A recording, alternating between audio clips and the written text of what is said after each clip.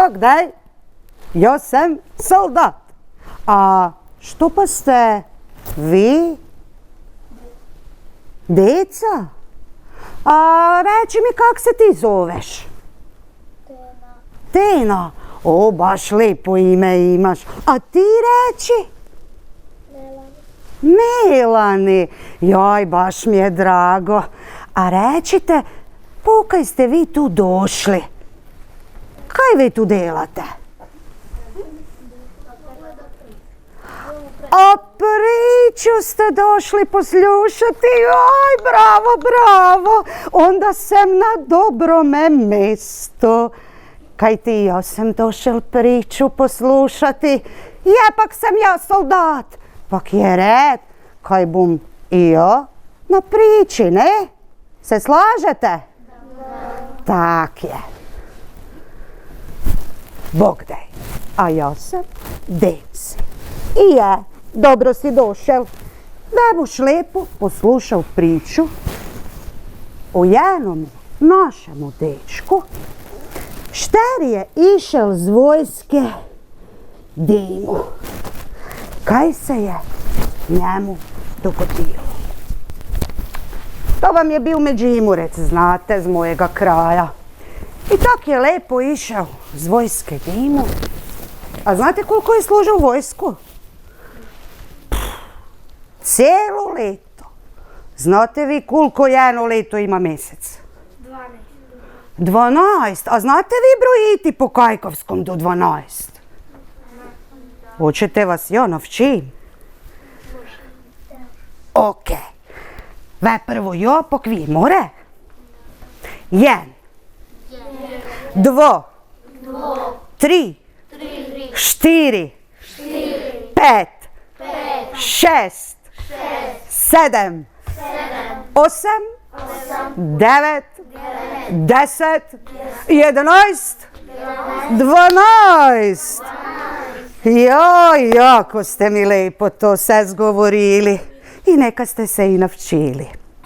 Je, daj to tak zgledi malo, ali če si zememo, da je to 365 dni, kaj je ve to, malo ili je čuda? Rečite, je čuda to ve? Pak je. Čuda je to. I jedva je čekal, kad bu tišel Dimo. Kad vidi sve svoje doma, mamu, Japo, brata i sestru. I tak je krenuo na put. I hodao, dok ni došel do jedne reke. I kak ti je došel na obalu, odjedanput je začel, kak da nešći zaskočuvle po kameju. Se je brno, a ono riba se nasukala. Je, voda se povlekla, riba velika, pak se ni mogla nazaj u vodu zakotati. A on je pomalim došel do te ribe, pak ju je prije u ruke. Dajte i vi tak, primite ju.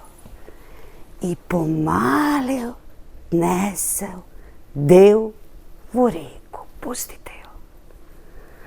I ve kak ti se je on brnul, pazite ve ovo, ta vam je riba znala govoriti.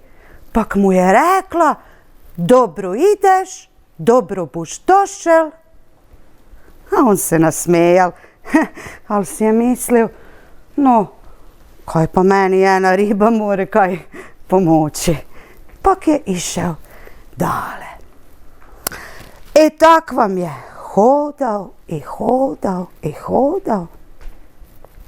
I tak po polskomu potu zgledi na zemlju pticu štera ni mogla leteti, jer je tako pala i dunula s klunom v zemlju kao je bil vis krvavi. A on ti se zgledno, pak je našel i vtrgel jednoga lista stolisnika, ali ti kak bi stara mamica rekli sporiša. I lepo je prijel pticu i tak joj namazal kluneka i del ju dol. Ali to vam je ptica zdigla krilo, pak mu je rekla, dobro ideš, dobro buš došel. Pak se nasmejao, mislim, dober je bio, ali ja sam mislio, no dobro, pak sam ja čovjek, pa kaj po meni jedna ptica more kaj v životu pomoći, ne? Pak je išao dale i pak je, kaj je, hodao i, to čujem, hodal je. I tak, s jedne strane šuma, a s druge pole. I on ti spazi jednoga rožmarina med koprivjem, se počel ves sušiti, pak mu ga bilo žal. Ali je po malem pazeć kaj se ne naharil, ste se da naharili na koprivu. Znate kak to peče? Da. Je, ali nika se najte. To isto stara mamica velidu da je dobro za reumu, pak za to te naše kosti. Bote zdravi. I to ga je on lepo cuknuo i nesel poleg jedne hiže v vrtek pod hrušku i tu ga posadil. No, već valjda i vi znate da je isto taj ružmaren kaj? Znali je? Govoriti. Pak mu je rekel, se zmislite kaj su mu ova dva rekla. Dobro, ideš, dobro boš došel. Dobro mislim, jedan rožmarin, meni človeku stvarno ne znam kak bi mogel kaj pomoći. I tak vam je pak bogec hodao i hodao i hodao i hodao i hodao i hodao i već je sve žulena noga dobio. Ali onda ti je došel do jednoga kraljevstva. V štere mu je vladala kraljica. Štera je dala na glas da ako bi se našel takov, ki se od nje more skriti, a da ga ona ne najde, da bo mu dala celo svoje kraljevstvo. More ga iskati 3 dni, ali a ga 3. den najde, bo ga pogubila. A naš soldat je mislil, kaj si mislil, pak moreš se skriti, si se to vučil, ne? Je, i tak vam je on pak krenul na pot. I toliko je hodao i hodao, već niti ta žulena noga i ni čutil. I ono došao do one reke. I kak je sunce zaišlo, se počelo kmičiti i sve je vtihnulo. Odjedanput je začul, pa kak nekše klopotaje. Se zglednu, a ona riba zobe odprla, pak mu rekla, skrij se v moje zobe, tu te kraljica nanašla. I oni 3-4 skrije se v ribinaj zobaj. A ve mi vi rečite, kaj si mislite, je li ga kraljica našla v ribinaj zobaj? Da čujem. Ne. Je. I ja sam si tak mislila, ale tak dugo dok sam ne čula. A ve bom vam povedala, vi ne znate kaj je tota kraljica mila. Ve vam jo pokaže. Jednu kristalnu kuglu. Štero je mogla videti celoga sveta. Se tomu veli planetar. Sam je poglednula i rekla, on je v ribinaj zobaj, zemte ga vun. I tak je došel drugi den skrivača. I pak je naš dečko, kaj je? Hodal i hodal, kad odjedanput ona ptica z vedroga neba doletela, a ni bila mala, zrasla veliko, bil to sivi sokol. Pa ga je prije panđaj i dlete uz njim daukome do blake i druge ptice. Je, ali nije ga mu bilo spasa. Kaj ti, kraljica je sam zela. Poglednula i rekla, on je med ptice, dente ga dol.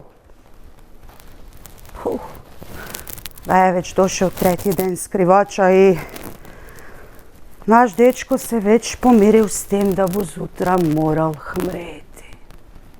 Je, ali nema druge, još jedan put probati i zadnji put se konačno nekam skriti. I kaj si ve mislite kam je on za zadnji put tišao? Bio je de?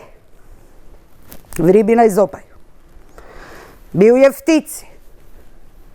Kam se je skrio? Skrio se von vrtek, pod onu hrušku je došao i došeljak kome?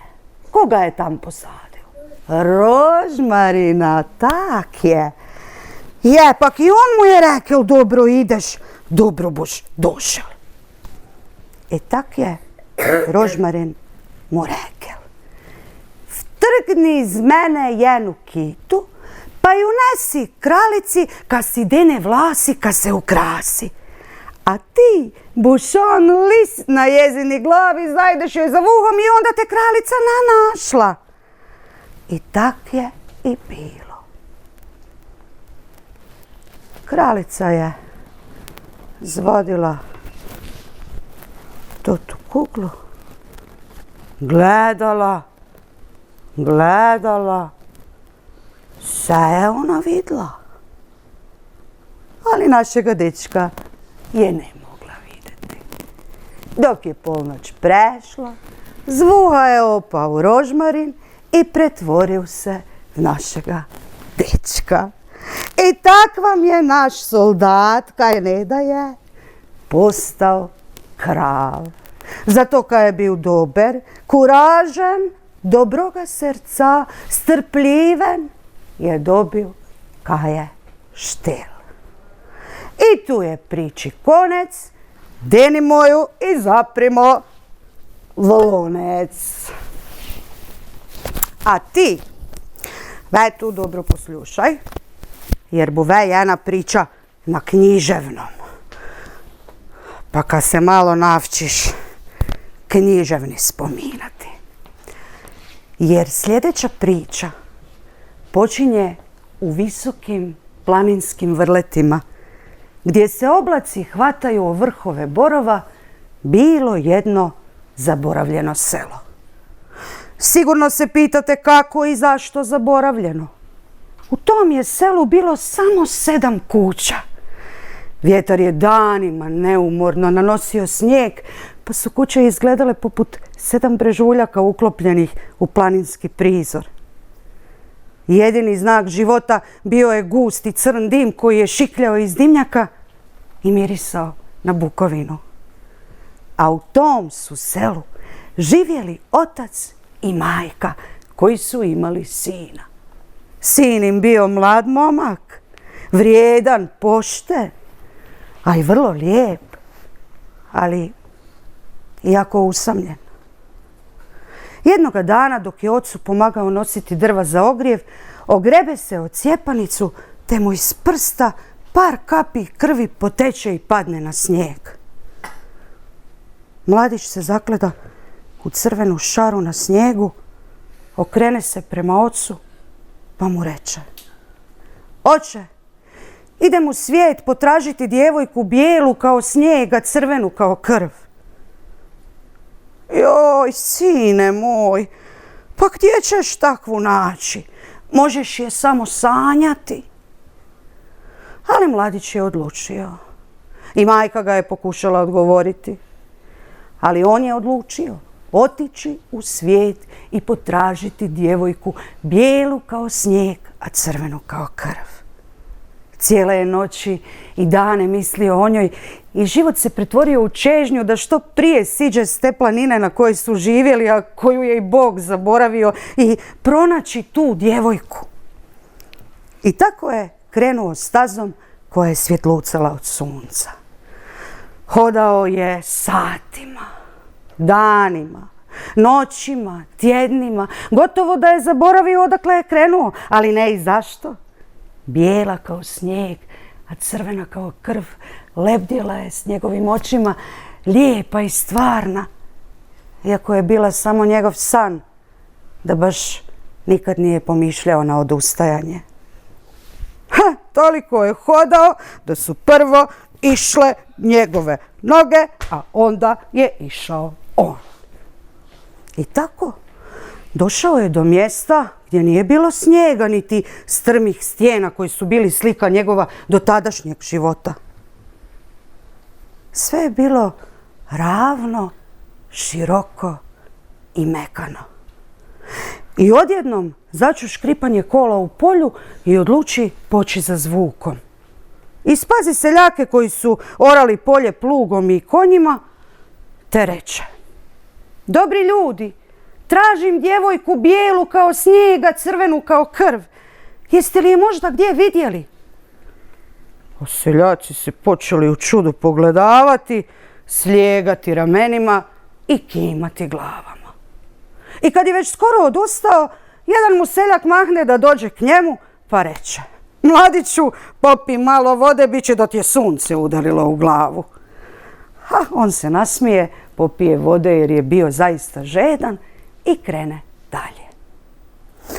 I kako je hodao dalje, došao je do velike vode. A to nije bila obična voda.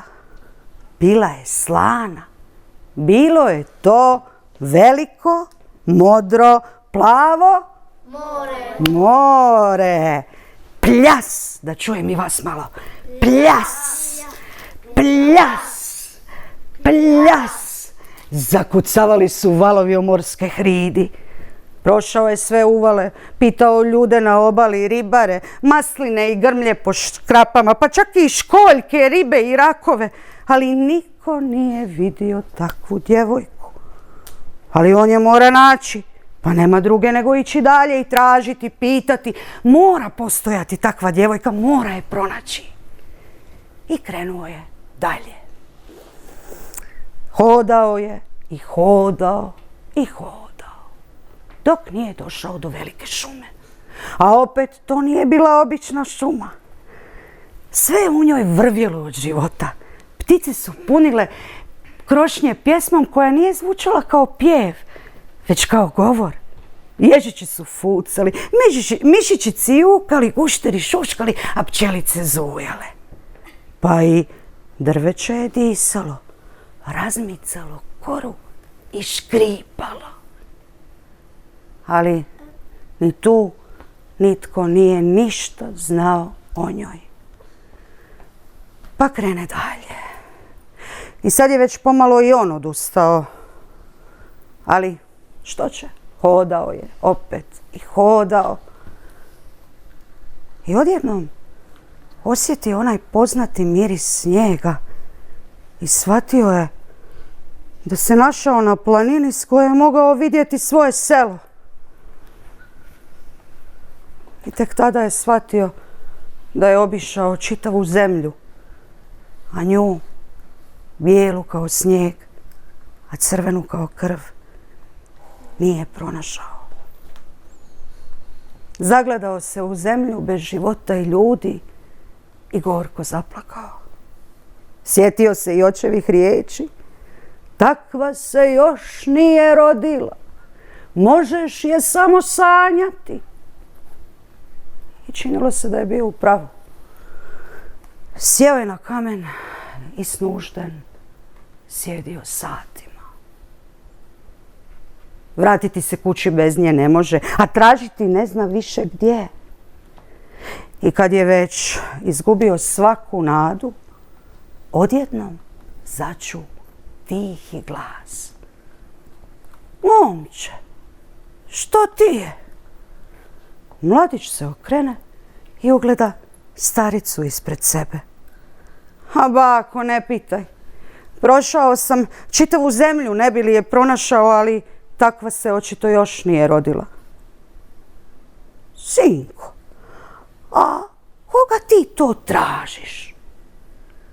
Tražim djevojku, bijelu kao snijega, crvenu kao krv. A onda si na dobrome mjestu. Mladić razgrogači oči i pretvori se u uho. Znam ja za jednu takvu. Vidiš tamo, na onome brdu živi, zatvorena u kuli bez prozora i vrata. Ali dobro pazi, majka joj je vještica i ne pušta ljude da priđu ni blizu. Čekaj, i kad majka ode u selo, tek onda izađi i 3 put zovni. Bijela kao snijeg, a crvena kao krv. Mladić skoči odjednom na noge pune snage i ovaj put je hodao, ali nije hodao. Noge su letjele kao da su krila, a ne noge. I kad je došao do kule, pritajio se u obližnjoj borovoj šumi i čekao. Zrak je bio čist, a svaki miris nosio bi slatko-gorki miris borovih iglica i svjež dah planinske mente. Kad odjednom začuju se teški i glasni koraci. Da čujem i vi s mjesta.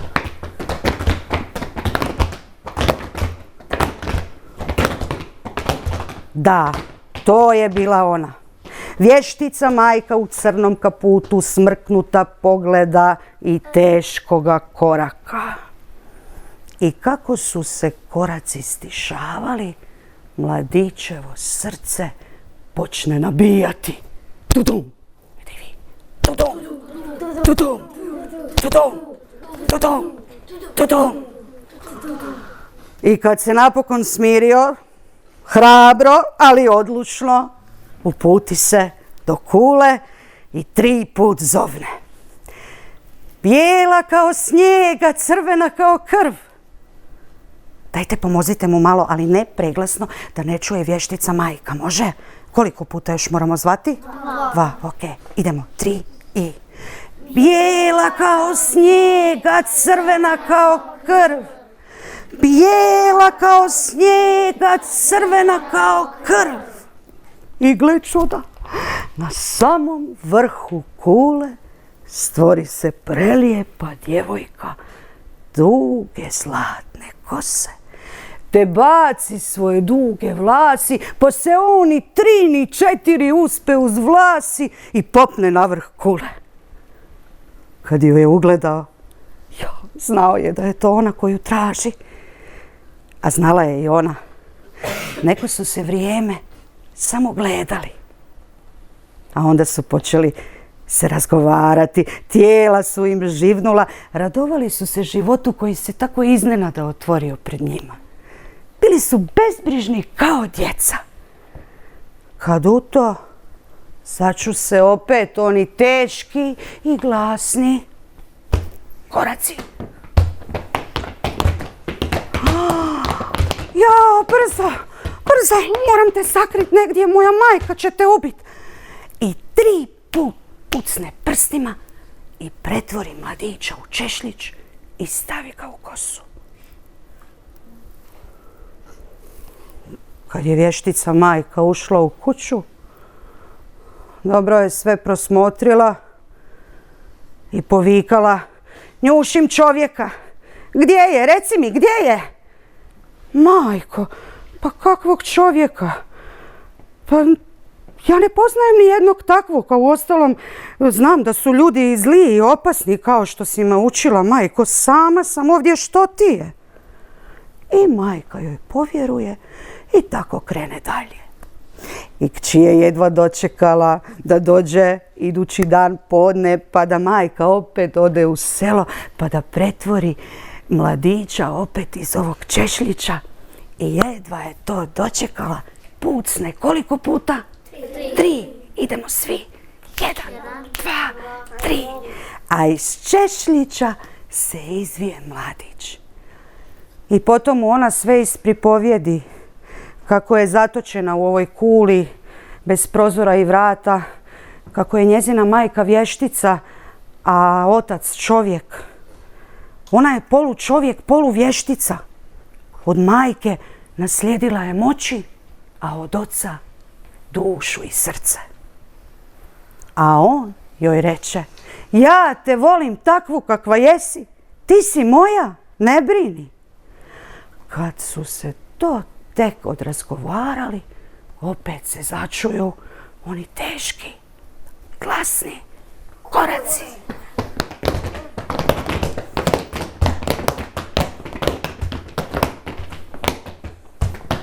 A djevojka brzo pucne 3 put prstima. 1, 2, 3. Pretvori mladića u sapun i stavi ga na stol. Kad se majka vratila kući, dobro je prosmotrila i stala njuškati mjesto na stolu gdje je stajao sapun. Gdje je? Gdje je? Mirišim čovjeka. Majko, pa ni duha nema ovdje, a kamoli čovjeka. Pa napravila sam sapun od majčine dušice. Pomiriši. Majka joj i ovaj put povjeruje, prevari majku i ode svojim poslom. I jedva je opet dočekala podne, pa da opet majka, kao i svako podne, ode u selo ili u šumu brati biljke i bobice za svoje čarolije. Djevojka 3 put pucne prstima. A iz sapuna se izvije mladić. Udaj se za mene, ne mogu više.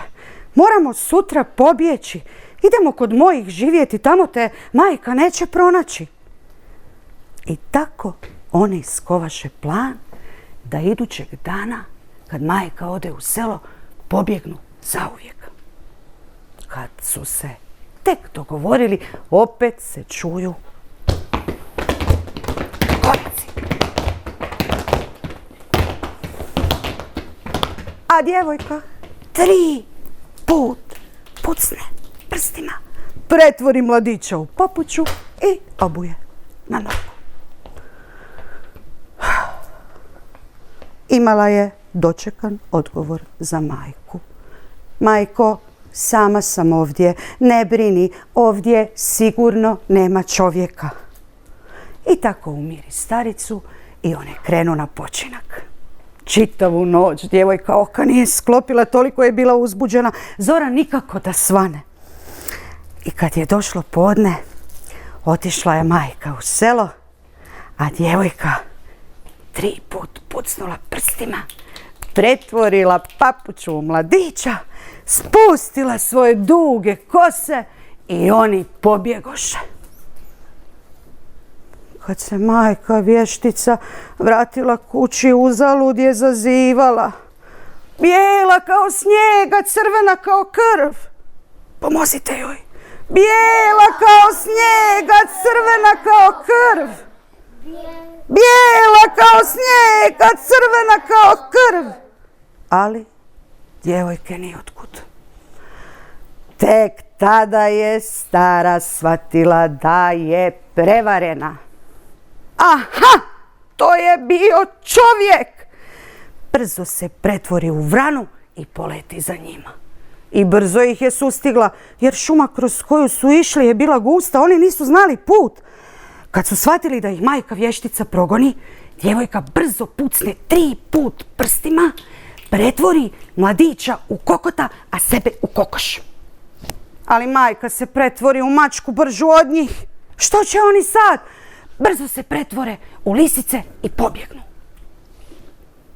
I kad su došli do prve kuće, mladić reče djevojci: vidiš onu bijelu kuću? Tamo se sakri i čekaj me. A ja idem doma javiti svojima da dovodim djevojku. Može, ali molim te požuri. Ali dobro pazi što ću ti reći. nemoj da te itko poljubi. Poljubi li te itko, mene se više nećeš sjećati. I tako, sin kad se vratio kući, roditelji se obradovaše sinu. A otac ga odmah upita, sine, jesi li našao djevojku? Jesam, oče, bijelu kao snijeg, a crvenu kao krv. A majka ga sretna na to poljubi, ne, ojoj, nije ga smjela poljubiti, jer sin u taj čas zaboravi na djevojku. Roditelji ga uzalud stali pitati kad će im snaha doći u kuću.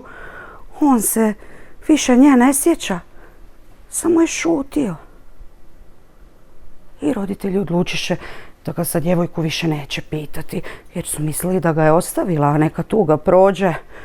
Život će nekako krenuti dalje. I krenuo je dalje. Skoro punu godinu. Kad majka jednoga dana pošalje mladića u ono selo po svježeg mlijeka. A u toj kući živjela i ona mljekarica kod koje je bila djevojka i koja ga je čitavo ovo vrijeme čekala kad ga je ona spazila na vratima. Rekla je 3 rečenice u 1 minuti. Pa gdje si dosad? Gdje si bio? Zašto nisi došao? A on je pogleda. A tko si ti? Jao, pa tebe je netko poljubio, a rekla sam ti da to ne dozvoliš. I djevojka pucne 3 put prstima i pretvori sjećanje njegovo. I on, jao, pa ti si moja ljubljena, bijela kao snijega, crvena kao krv. I tako mladić je pronašao svoju dragu i doveo ju doma. I živjeli su dugo, sretno i skladno, a nadam se da su to i zaslužili. Što vi mislite? Jesu li? Pa jesu, nakon svega što su prošli da se nađu, definitivno su zaslužili sreću. A znate što? I ja sam tamo na njihovoj svadbi bila. O da, jela sam i pila, a i nešto sam vam donijela. Dođite polako, za svakog jedan. Uzmite.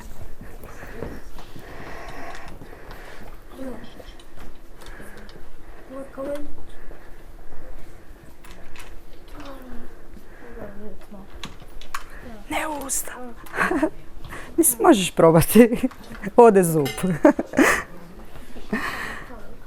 Evo neka vas ovaj kamenčić podsjeti na vaš dom. Da ne zaboravite odakle ste došli, gdje ste se rodili, jer samo jedan je dom. I sad ćemo završiti sa Čiča Miča. Gotova je ova priča.